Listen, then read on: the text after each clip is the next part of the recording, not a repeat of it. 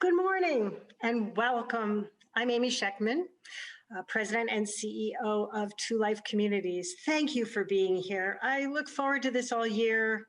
I like the connecting. I like the hugs and kisses I get. Alas, not so much this year. I think we've come up with something pretty cool. This is going to be a two-part event. The first part is a pre-recorded video. It's tight, it's under 25 minutes, and I think it does a fantastic job at illustrating what a values-driven organization does to respond to a crisis. Then we're going to return to me live, like I am now, and we're going to engage in a community conversation back and forth with you, because we want to hear your voices too. In the conversation, we'll do also a little preview of our Opus, our middle income initiative, and then open it to whatever's on your mind, and we'll do that back and forth, and I'm looking forward to it. I hope you decide to stay. And you may decide after that you want even more engagement, and then we'll invite you to host your own customized community conversation. I'll come, it can be for your friends, your family, and it'll be engaging.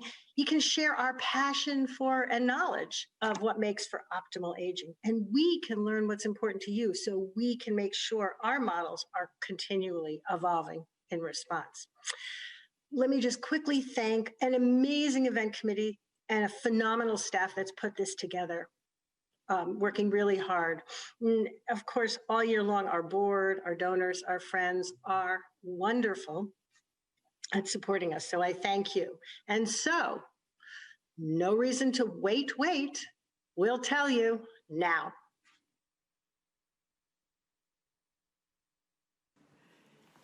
Hey, it's just me, Paula Poundstone, and I want to welcome you to Raising the Roof 2020, 2Life's virtual brunch celebration. I bet you've already got a bagel and a little bit of salmon and a schmear. You know, I'm from Sudbury, Massachusetts. Now I live in Santa Monica, but I'm from Sudbury, and I consider myself so lucky because we had trees, because we had woods, because we walked in the woods and we climbed the trees. We used to climb trees and read. Do you know kids don't do that anymore? I ask, whenever I meet a kid, I go, you ever climb a tree and read? And they always look frightened of me. Anyways, I'm so happy to welcome you. I want you to know that our seniors are so important. And my understanding is that the seniors at 2Life have it made. So sit back, relax, and see why.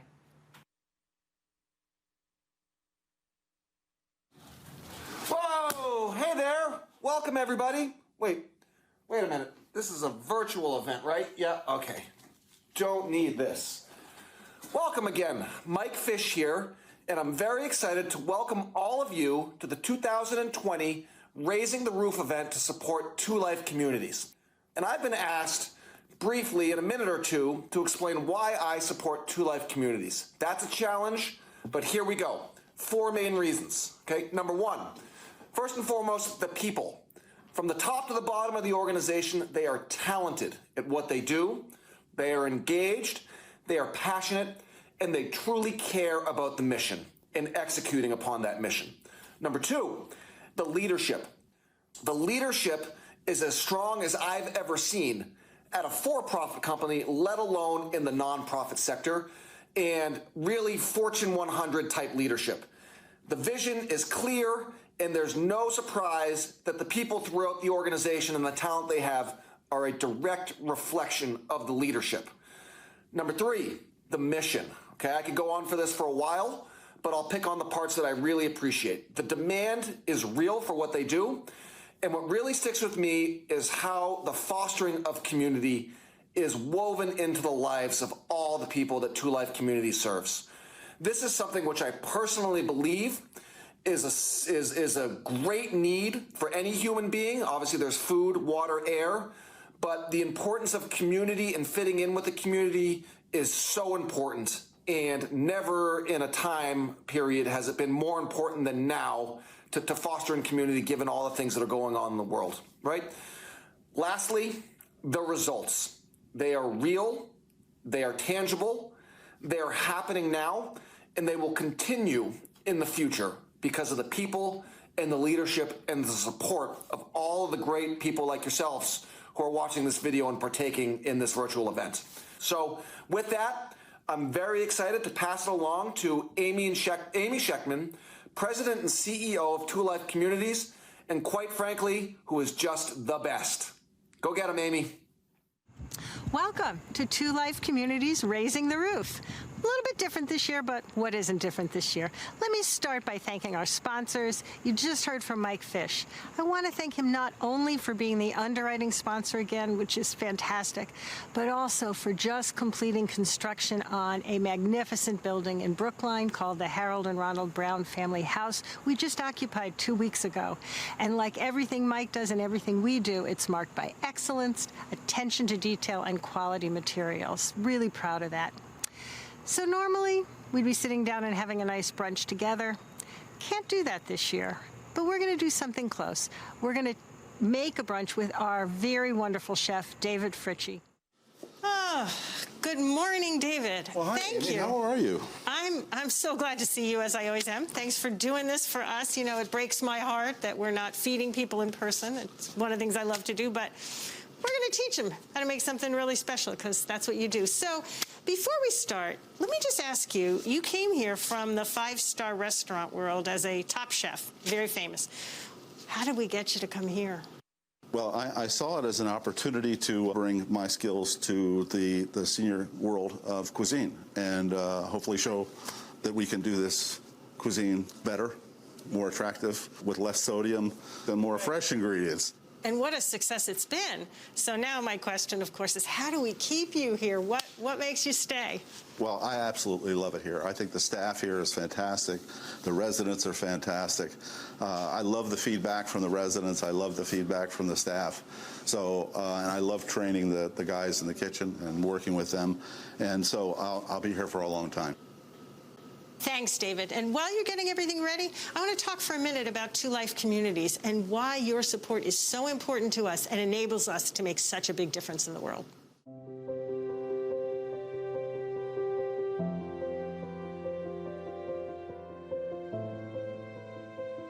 At 2Life Communities, we remain passionately committed to our mission that every older adult deserves by right the opportunity to live a full life of connection and purpose. And we do it by providing dynamic, supportive environments where everyone can flourish and build upon the accumulated wisdom and experiences and curiosities they bring to the table when they come to us.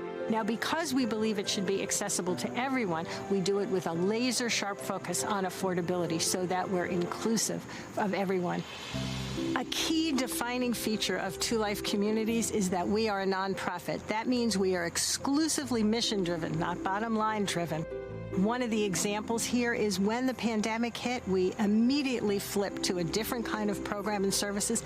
We didn't ask, is there a cost-benefit ratio here? We just said, what do we need to do to keep our people safe? And we just trusted that the community would be there to support us, and I hope you still will be. Now I want to give you a little window into what makes 2Life so remarkable. It's the people. I'm going to have them tell you their stories directly. Let me start with our staff. They are dedicated, committed, and passionate about the work we do in making resident-centric environments. Because of their dedication and sophistication every day of every year, when the pandemic hit, we were able to pivot on a dime and to be very effective and very aggressive in our response to keep everyone in our community safe. I'd like you to meet them right now. I'm Arthur Samuels. I'm the maintenance supervisor here. I've been at Shillman House for 7 years now. So when this pandemic hit, we all have to, as I said, change our roles. We have daily meetings going over different protocols. We properly disinfect the common areas 3-4 times a day, having only one entrance to the building. We all work together to make sure that everyone stays safe. And it was challenging at first, but when we all work as a team, was able to overcome those challenges. The Resident Community Hero Pledge was the program that we came out to keep our community safe. So the idea of it was that tenants will sign a pledge saying that they're going to stay in their apartments, and at the end, we're going to have a big celebration, because it really takes to be a hero to understand that by staying home, you are saving someone else's life. So special because each and every one that we serve is so special to us. So it makes you feel like you're a family. They're not able to see their family. We become their immediate family. You may serve in somebody that looks just like your grandmother or your grandfather, so it makes you feel at home. When things are going to get back to normal, the first thing that I'm looking forward to is to see our residents. I miss seeing their faces. I miss being in contact, physical contact with them, because I believe this is a generation of people who witnesses the biggest tragedies of the 20th century, but they still stayed positive and they gave this positivity back to us.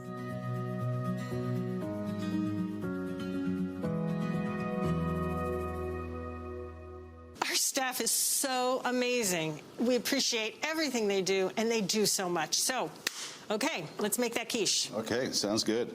We're going to put together here some red onion, some yellow squash, some red and yellow and green pepper, some mushrooms, and some grape tomatoes.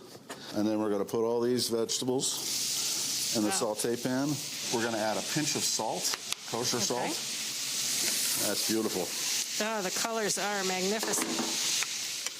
So we have 4 eggs, and we're going to add 1.5 cups of half and half. You need to cook the crust first before you put the quiche in, or the quiche dough, the bottom of the quiche dough, will not get cooked by the time the quiche is done. We're going to put this right into the shell. All those beautiful vegetables. This is a combination of yellow cheddar and white cheddar and mozzarella cheese. Pour that whole egg mixture in over top of the vegetables. Now we're going to put this in a 350-degree oven, and we're going to bake this for about 20 to 25 minutes until it's nice and golden brown and the crust is browned around the edges. Okay, great. So as that cooks, and we all can't wait for that, I want to introduce you to another group of really fantastic people. We call them Helping Hands, and as our services grew, that group grew, and they really became integral to our community. You're going to enjoy meeting them. I'm Betsy Kloss. I'm the Executive Director of Shulman House, a 2Life community located in Framingham. Once the pandemic hit, we really had to switch gears. We're all about helping people live in community with important, significant connections all through their day. Suddenly, we had to find ways to have people remain in their homes. So we needed to start doing residents' laundry, bringing meals, delivering food, delivering their mail and picking it up. We had to pick up the trash. And in order to do that, we needed more resources. We literally needed more staff. So 2Life helped us recruit temporary staff who came in. Most of them were young adults, and basically they had to do what needed doing. I think the other piece that really enriched both the helpers' lives as well as our residents is there were these connections that were made. There were stories told. It was just a little bit of liveliness and new. I think the most significant thing about the Helping Hands was that it really did allow people to remain in their homes. People wanted to stay safe, and they felt the commitment of the organization too. They knew that we cared about them and that we were doing what needed to be done to keep them safe.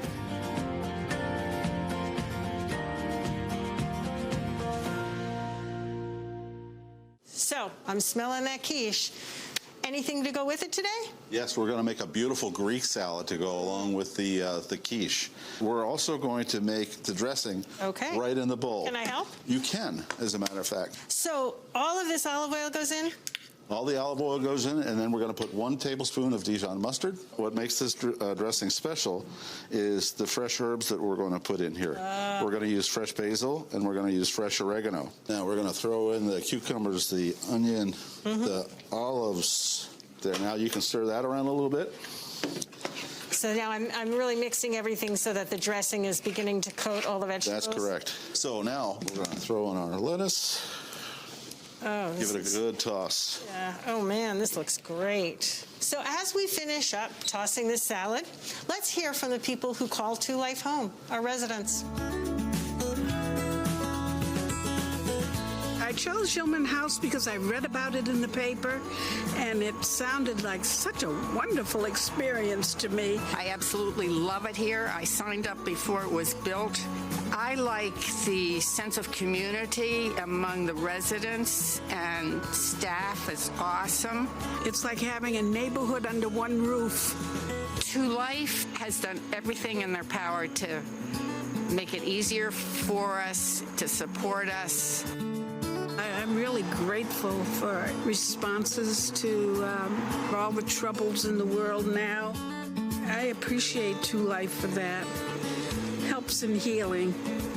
I adore the staff here. I am deeply appreciative, and I can't thank Amy and the board and all of 2Life supporters.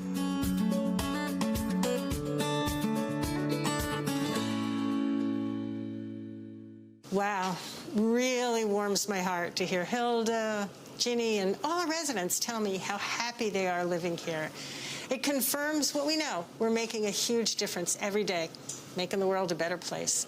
And as we put the finishing touches on this magnificent brunch, there's a special guest who would like to say a few words to you. Hi, I'm Rabbi Mark Baker, President and CEO of Combined Jewish Philanthropies. I'm so happy to be with you at this celebration of 2Life Communities. Of course, I wish we were together in person, and I hope we will be soon. But for now, it's an honor to be part of this celebration. Let me start by saying thank you to Amy Sheckman, to the incredible staff of 2Life Communities for the work you do every day, and in particular over these last 6 months. We are so proud that 2Life is a pillar of our greater Boston Jewish community, helping us to live out the sacred obligation of taking care of people as they age. You are teaching all of us what it means to age in community and to age with dignity.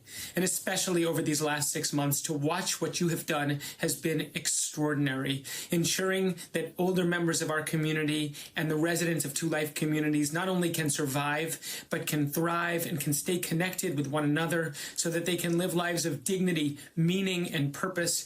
After all, isn't that all any of us wants? And of course, 2Life is not only a pillar of our greater Boston Jewish community, you are a leading institution for the Jewish world and beyond. Thank you for making our community a center of Jewish life and a center of what it means to age in community and with dignity. And a special shout out to all of the community heroes, to everyone who's part of 2Life Communities for making this organization the extraordinary organization that it is. Thank you. Mazel tov on another year and on an incredibly challenging but inspiring last 6 months. Looking forward to great work ahead and to continuing to build this community together. Thank you, Mark. You know, I really appreciate everything you do, as does the entire Jewish community. So here we are. Thanks to David, we have an incredible brunch, but who wants to eat alone? So I invited Donna Calico, chair of our board, to join me. We're going to talk a little bit about what's ahead for 2Life, because as much as we've accomplished to date, we've got a really bright future ahead. Donna, thank you for coming to share this food with me. You know, it's perfect because sharing food is emblematic of everything we do, because we just believe everyone's better off when they share their life with others. You know, you become your best self in community with other people. And so this brunch is symbolic, and your willingness to share with me is symbolic of the board and staff partnership for what we do every day at 2Life Communities. Amy, it's such a pleasure to be here breaking bread with you like we always do. And I really want to say that the leadership that you have exhibited over this past year has been a sight to behold. Your team and everybody mobilizing behind the COVID experience was astonishing in terms of its capacity and the depths that you reached everyone, including our residents, our staff, and the family members. Maybe you could just share some of the high points of that experience. Sure. We knew right away we had to respond. And we went as far as saying, you know what, if you stay in your apartment during this period, not only will we bring you all your food and the things you need, at our own cost, of course, but you're helping your neighbors stay safe. You are helping the staff people, and we actually invited residents to become community heroes. We had an artist develop a beautiful placard that goes on their door. If you're a community hero, you pledge to care about everybody else. And you want to know something? People pledged. People became part of our program. And I noticed that you had a lot more use of technology in terms of connecting with our residents. Yeah, and the use of it even with our team. The first week COVID hit, we had videos out to everybody on fitness classes that they could watch. And then we started doing streaming content and helping people access the internet. And we actually created our own TV station with our own content for people who were not as comfortable with the internet. Amy, one of the reasons that I've really enjoyed working with you and feel so excited about the future of 2Life Communities is represented by a quote that you always talk about. You always say, we go where the market fails or the government ignores. So talk a little bit about where we're headed. I get these phone calls of people crying because they earn 10 cents more per month or a little bit more than we're allowed to take because the government sets a very hard top limit. But they can't afford anything in the marketplace because our marketplace is a barbelled system. If you're very wealthy, there's lots of wonderful choices. If you're extremely low income, come to us. You couldn't possibly live anywhere better. If you're in that vast middle, nothing. The government's not going to support it. Philanthropy's not supporting it. And you can't afford to buy into the top high-end communities. And we think we can do something really exciting and maybe even better than anything else for that middle group because it's going to recognize the power of the individual to shape their environment and to build a community. You know, we call it Opus. I believe in it with my heart and soul, and we're going to do it. We're going to prove that it can work to the rest of the world, and I think we're going to see people lining up to make it work because no one wants to leave out this entire segment of the population. But I will say this in closing, that I find my involvement with you over the years on the board and my leadership as the board chair is one of the happiest moments in terms of my purpose, my sense of purpose, and that Marty and I feel that we couldn't find a better organization to be personally involved with than 2Life Communities. And that's saying a lot coming from you, who's had a whole life of purpose and contribution. Thanks, Donna, for coming and sharing this magnificent brunch. Special thanks to Chef David for preparing it and for teaching me how to make it, because it's really great to learn how to do something so important. I want to thank everyone who helped make this video. You know, this was a new thing for us. It was hard, but it was nonetheless a labor of love. Thanks everyone who participated, and thanks to you for watching it with us. That's fantastic. I have to ask now, if you haven't had a chance to make a gift yet, this is a great time to do it. I promise you, we make every dollar count. And if you've already made a gift, make another. I promise you, we'll make that count double. So thank you. Your support means everything to us, and we make such a difference in people's lives every single day with that support. Wow. What an event showcasing the work that 2Life Communities does, which I find truly inspirational. Now, I would like to offer a challenge. And who doesn't love a challenge? I know I love a challenge.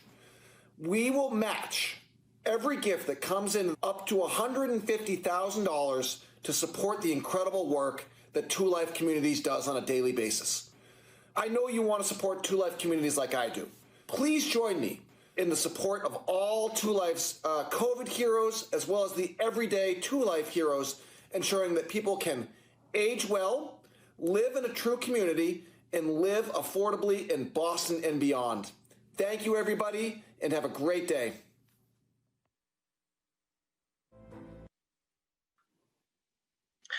Thanks, Mike. Thanks for that wonderful challenge. And he's just told us it's going to extend for a whole week. So what an incredible way to make your dollars stretch really far.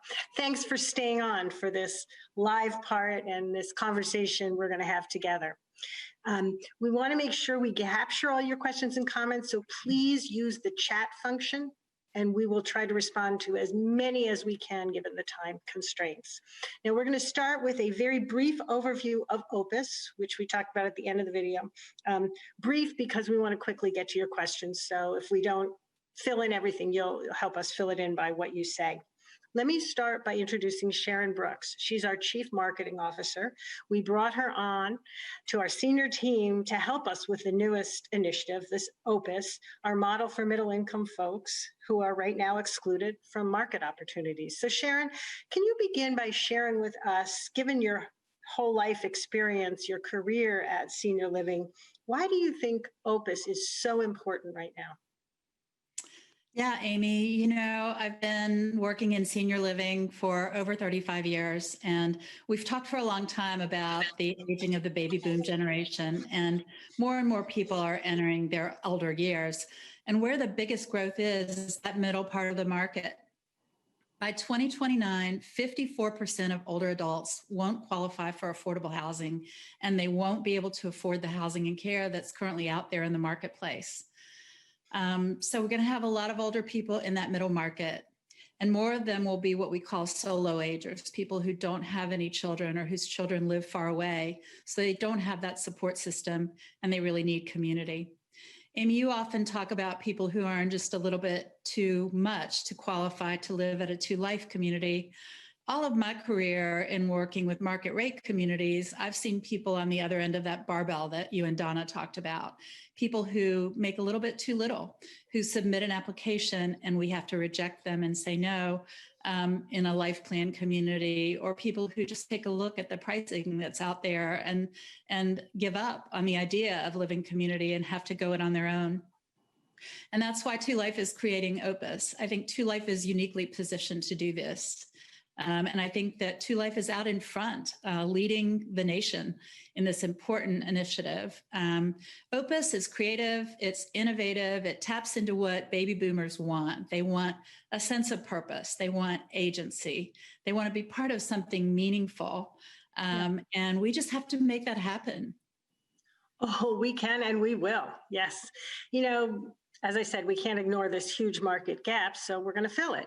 We have this incredible sense of urgency about it because we know, all the research shows, all our experience shows, that people actually live longer, live healthier, actually retain independence longer, and have better cognitive functioning for a much longer period when they live in community.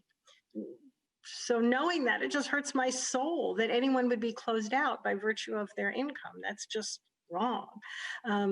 Lots of organizations jump in to meet the need at the high end, can make money on it. And of course, we'll never abandon the low income communities that we serve now. So the middle's left out. And our motto at 2Life always has been, we leave nobody behind. And so, Opus. Opus. We're moving forward. This is, I think, a gorgeous picture of our first planned Opus community. We've spent about 5 years, and I've been privileged to help 2Life from outside of the organization and now to join from within to make this a reality. We've done a lot of research around it, and we're just very excited about this model. What's really different about Opus and what I think makes it be able to work is that it turns the model on its head and it does things a little bit differently. We rely on partnerships and creativity and sensitivity to what it really is that makes that baby boom generation tick.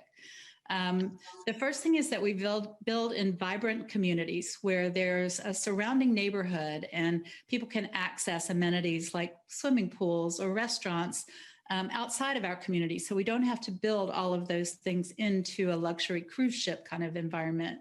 The second thing is that we don't move people to care. We bring care to people.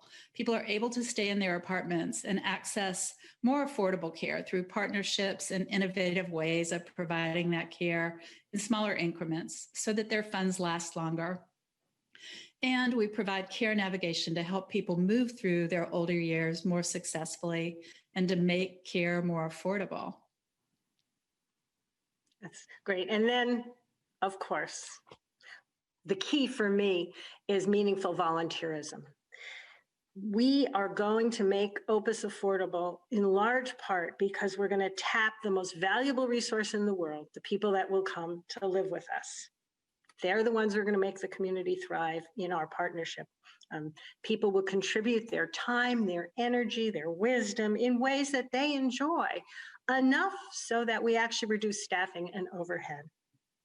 My generation and generations ahead, we really all thrive on making a difference in the world.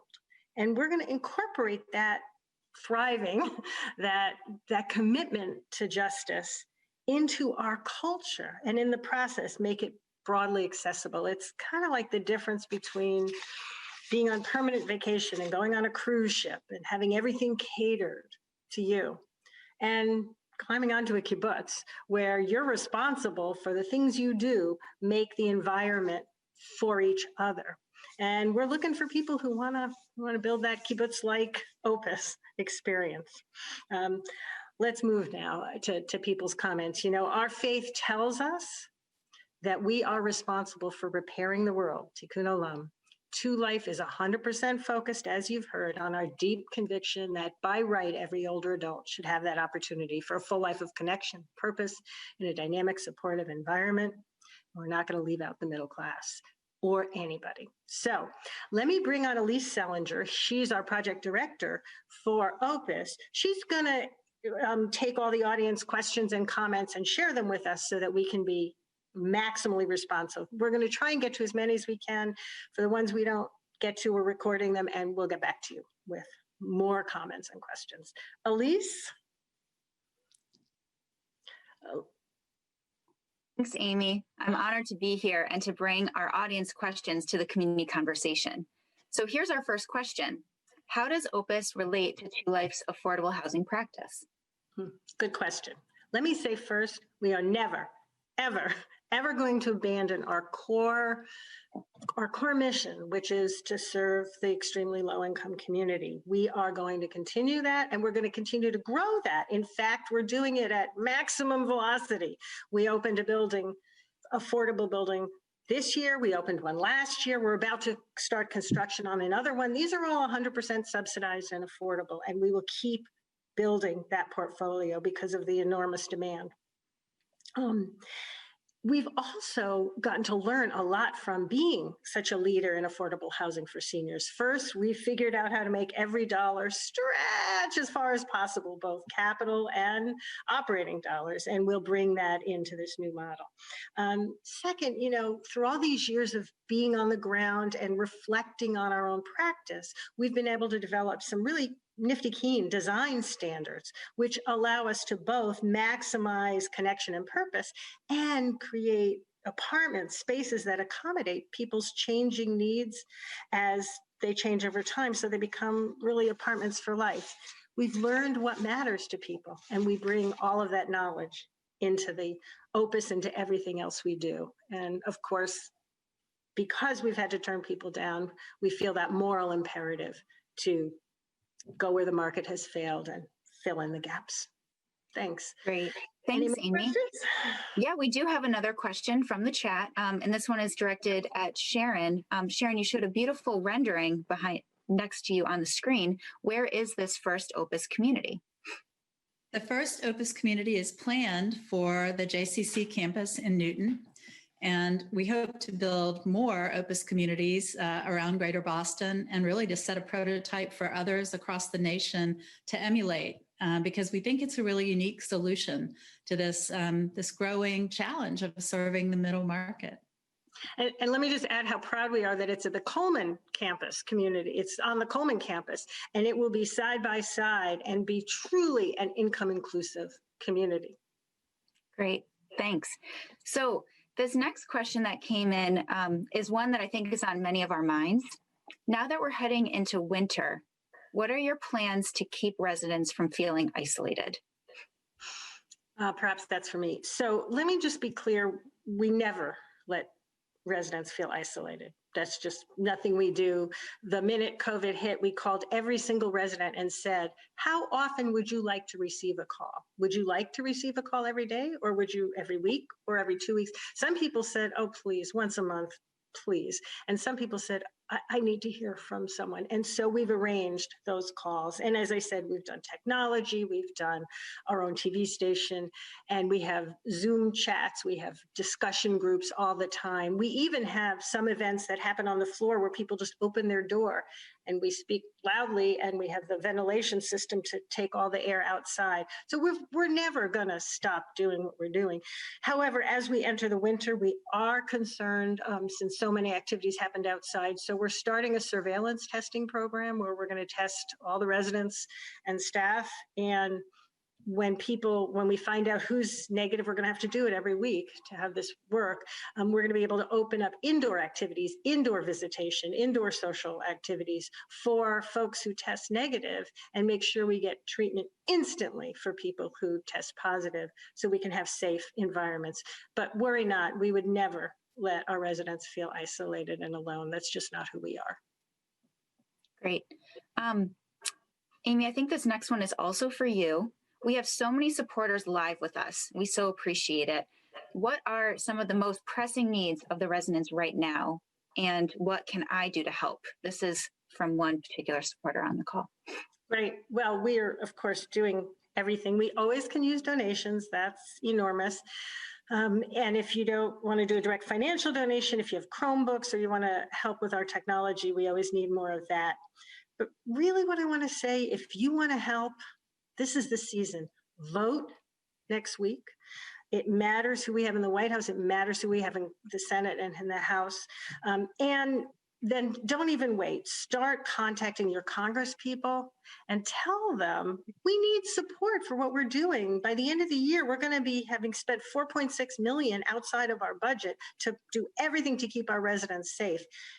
We're not getting a single penny from state, federal, city government. We've got to get that support. HUD limited the CARES Act to only organizations who had spent all their money and didn't do what I would consider careful and thoughtful budgeting. And so we were disqualified. That's not right. Tell Congress we need another PPP, payroll protection program, a big swath of money, and make it clear that it's going to be forgiven. Make it a loan to grant program. Tell the governor, tell your state reps, we feel kind of abandoned by the state. We're not getting any support at all. In addition to their direct financial support, which we deserve and we should get, I wish they were at least partners with us in our surveillance testing program. We're modeling it for the whole rest of all affordable housing. We're on our own, and I wish we weren't. So every public health official in the world has said surveillance testing and contact tracing are key. We're doing it on our own. Come join us as your partner. Let them hear your voices. Great, thanks, Amy. I think that resonates with all of us as election day is approaching, the importance of civic engagement. So this next question is about Opus. It relates to meaningful volunteerism. So does the Opus model allow for people to age in community and remain if they are no longer physically or otherwise able to contribute to the needs of the housing? So Sharon, I think this one is directed at you. Yes. Yes, we want people to move to Opus and to plan to spend the rest of their lives there. So as people get older, of course, what they're interested in and what they are able to do to support the volunteer efforts will change over time. But we believe that every older adult, all the way through the end of their lives, has the ability to give and the ability to have a meaningful contribution. So we'll allow that to happen as people's needs change. Great. And Sharon, I wonder if I could just piggyback on that question personally, if you could elaborate a little bit more about volunteerism at Opus and the thought behind that. Yeah, the thought at Opus is that rather than having a lot of staff that are catering to residents, we believe residents have so much to give and want to give. And we also believe that that creates a true fabric and a tapestry of community where people are really bound together by a sense of common purpose, common bonds. And so that meaningful volunteerism will make it more affordable to live at Opus, but it will also make it more real and more enjoyable to live at Opus. So we're looking for people to move there who believe in that concept and for whom that resonates. Can Can I just add that when we've had sort of focus groups and some of our earlier think-ins, and we introduce this concept, people start raising their hands and saying, well, could I do this because I used to be a librarian and I could organize the most amazing lending library. And someone else says, you know, I was a professor and I have friends who would come do lectures. Could I organize a lecture series? And people come up with more ideas than we ever dreamed of. So I think people are eager, and whatever stage of life you are, you always have something, as Sharon said, to contribute, and people are going to give us their own ideas. Great. Yeah. I think there's a magical moment we could add in here, which is simply the question, why Opus? Why is it called Opus? I'm sure I'm going to start with you, and I know, Amy, you have more to add probably here as well. Yeah, so Opus has several meanings. First of all, we believe that as you get older, life can get better and life can get richer. And so for each person building on all of their personal experiences, their life in our community can become their opus, can become their masterwork. And then there's the sense of building a community, that each person is the equivalent to an instrument in an orchestra. One person might be the cello, one might be the viola, one might be the French horn. And each one in itself is beautiful. But when they come together, it's truly gorgeous. And it becomes a magnum opus. And there's a third meaning. For us at 2Life, we believe the creativity and the innovation that we've brought to the table for this is part of our opus and part of our ongoing work as an organization to serve a broader audience. And I know, Amy, you have thoughts about this as well. Actually, you said it so beautifully. The only thing I want to add is if you look at it up in the dictionary, the definition of opus is a creative work that makes a difference in the world. I think that's what we're all about. Yeah. And Amy, I think that's a great transition to the next question that came in from the chat about making a difference in the world. Clearly, you lit some sparks amongst our viewers. So the next question is, can 2Life provide a prototype letter so that many of our viewers on today's call can reach out to their legislators? Brilliant idea. Oh my goodness. Yes. I absolutely, of course, you won't be surprised to learn that I've written to our congressmen and our reps. And so I will adapt that letter and make it a prototype. And boy, I love that idea. Thank you. Whoever came up with that one. Yes. Yes, we can. Great. So here's another question that I think is important to share with our viewers. What is a think-in? Why did 2Life create the Think-In speaker series? And what's the next one? What's coming up? So maybe, Amy, I'll start with you about what was the nascence of the Think-Ins, and Sharon, you can talk a little bit about our next event.